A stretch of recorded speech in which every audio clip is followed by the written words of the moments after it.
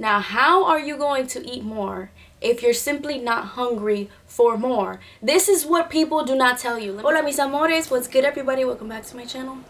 So just to be clear, in today's video I will not be showing any workouts. We're just going to be going over the facts today. So if you struggle out there with gaining or maintaining weight, you're going to want to watch this whole video because there are really only 3 ways to do it. There are so many misconceptions when it comes to gaining weight. People think it is as simple as just eat more, eat a burger, eat a pizza.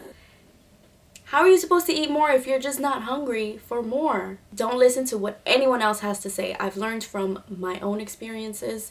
I've learned from a lot of research, reading a lot, looking into it a lot, and other people's experiences as well. And I know for a fact that there are only 3 ways to gain and maintain weight. First things first, I am not an expert. I'm just letting you guys know what has worked for me and what I have found out through research. So quick little backstory about me. I struggle with gaining weight and I've been on my own weight gaining journey for 7 months now, and I have gained in total around 13 pounds, 14 pounds. And you guys, it sounds like a little bit, but for me, that's a lot. And I'm very proud of those 13 pounds because it has not been easy. I was stuck at 105 pounds for years. It did not matter how much I ate. I could never get out of that number. Sometimes I would drop lower than that number. I think my lowest was like 97 pounds. But every time I would gain weight, I would just go to 105 and I would stay there. And I was that person that never ate breakfast. I would have like maybe 2 meals a day. Sometimes just 1 with like little snacks, and that was it. And I was not doing it on purpose either. I was doing it because I genuinely just, that would fill me up. Like I would get full fast. So if you can relate to me in any way, or you struggle in your own ways with gaining weight or maintaining weight, continue watching. Alright you guys, so the first way to gain weight is weight gaining supplements such as APETAMIN. And there are a lot of different supplements like APETAMIN, but we're just going to use APETAMIN as the example because that's the most popular one.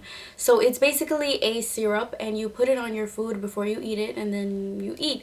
What it does is it increases your appetite so that you end up eating more throughout the day. However, the only thing I want to say about APETAMIN is that it definitely works. It definitely works. But all it's going to do is make you eat more. So your body is going to gain natural fat. Now keep in mind, we do not have control over how our body distributes fat. Let's just say your goal is to gain weight on your lower half. Let's say you want a bigger booty and bigger thighs.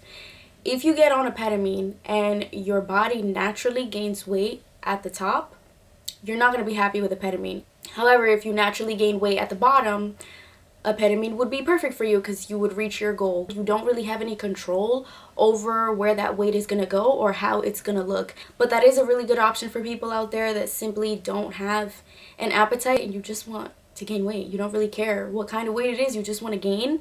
That's perfect for you. I recommend doing your own research before starting something like APETAMIN. I personally did not ever take APETAMIN or anything like that, so I can't say my own opinion on it. I have heard that it can cause some side effects because it is an antihistamine with the side effect of gaining weight, and that antihistamine might affect people differently. Alright, now the second way to gain and maintain weight, this is the route that I decided to take, and this is the gym route. This is the weightlifting route. Now this one requires you to go to the gym, not do any cardio. We're not going to the gym to do cardio because we're not trying to lose weight here. We're trying to gain weight. So when we go to the gym, we're going to be lifting, babes. Get it together. We're going to be lifting weights. We're going to be testing our bodies, pushing our bodies so that we can gain muscle. That's the whole goal. And with this method, we are also going to be changing our diets, trying to get as much protein intake as possible. Now, how is this method different from the first one, which is weight gaining supplements? The difference is you have a little more control over where your body is gaining weight and how much weight you are gaining, because muscle is buildable and muscle is moldable. Now when you do the gym route, it is so important that you eat. You just have to eat so that you can actually reap the benefits of the work that you're putting in at the gym. You could go to the gym every single day. You can lift the heaviest weights you want. But if you're not eating to fuel those muscles, you're never going to gain to your maximum ability. Now, how are you going to eat more if you're simply not hungry for more? This is what people do not tell you. When you start building muscle, your body will naturally become hungry for more food. I'm telling you, because I experienced it myself. Sometimes I get hungry immediately after the gym. When your muscles are putting in work and they are growing, they will ask you for food. You will literally become more hungry than you're used to being. Now, the important part here is to watch out for what you are eating. It's really easy to think, oh my God, I'm finally hungry. I could just eat whatever. But no. You have to watch what you're eating and make sure that what you're eating is aligned with your goals. The gym goes hand in hand with diet, okay? One cannot thrive without the other. They have to happen simultaneously. Now, here are a few things I started incorporating into my diet that really helped me gain weight. I'm gonna list them on the screen. So we have peanut butter. Oh my God, peanut butter is gonna be your best friend. And let me tell you something, I don't like peanut butter, but I do recommend PB2, the powder. But I guess because it's a powder, it doesn't taste as strong as actual peanut butter. This powder is so versatile. You can add it to any smoothie. You can add it to oatmeal. You can make pancakes out of this. Protein powder is key. You're gonna want to find a good protein powder that you like because you're gonna be using protein powder a lot. Potatoes are gonna be your best friend. All kinds of potatoes, regular and sweet. Healthy carbs, you guys. Avocado even. Avocado is a healthy fat. I also recommend finding really good protein chips or protein bars that you like because those are really easy snacks to have throughout the day, like in between meals. And boom, you're getting a little more protein in, you know, super simple. Now, if you go down this gym route, I don't recommend viewing this as like a diet or a journey because let's be real, most journeys end and diets are temporary. I really feel that you need to look at this as a lifestyle change. If you start going to the gym or start changing your diet this way and you only keep it up for a few months and then you stop, your body's going to go right back to what it was at the beginning. You have to continue pushing yourself until it becomes a lifestyle. This is probably the hardest form out of all three to gain weight because you do need to be really consistent, but it is also the most rewarding. And it does get easier, you guys. Eventually, your body is going to want to go to the gym. I love this route. I recommend this one the most.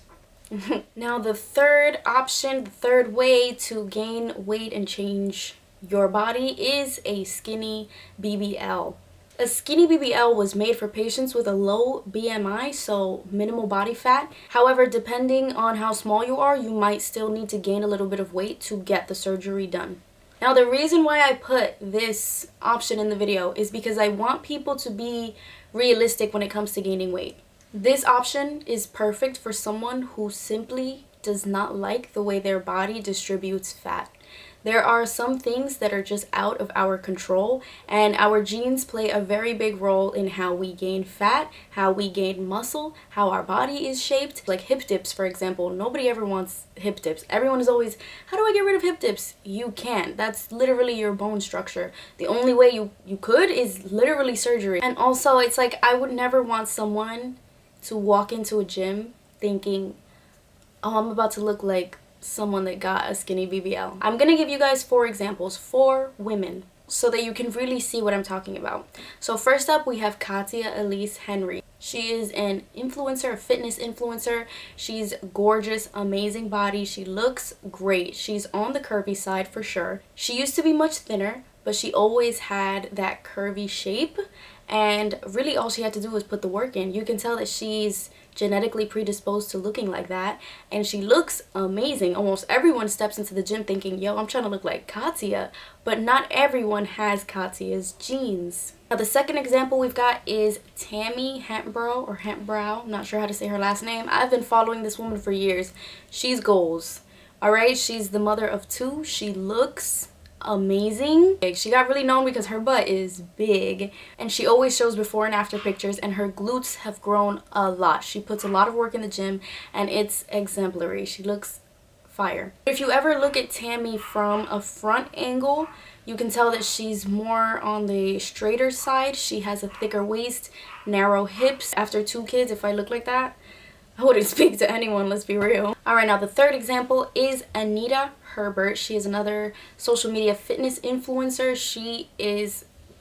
This woman is goals. She's strong, she's toned, her body is sick. Her body is really, really nice. You can tell that she is on the more narrow side. She has a smaller lower body than upper body. She gains much easier in her top portion. Alright, now the fourth and last example that I've got is Marlene Mendez. She's another social media influencer. She's really gorgeous. All of these girls are so gorgeous.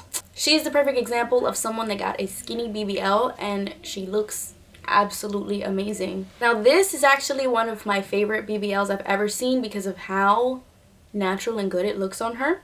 She's very open about her surgery. She talks about it a lot on her channel, I believe. And at the end of the day, I'm happy that she's happy. She looks super stunning. So all in all, to wrap up this video, before you decide which one of these 3 routes you want to take to gain weight, you have to take into consideration your natural body type and what your goals are. And be realistic with yourself. Alright you guys, that is it for today's video. Those are my 3 ways to gain weight.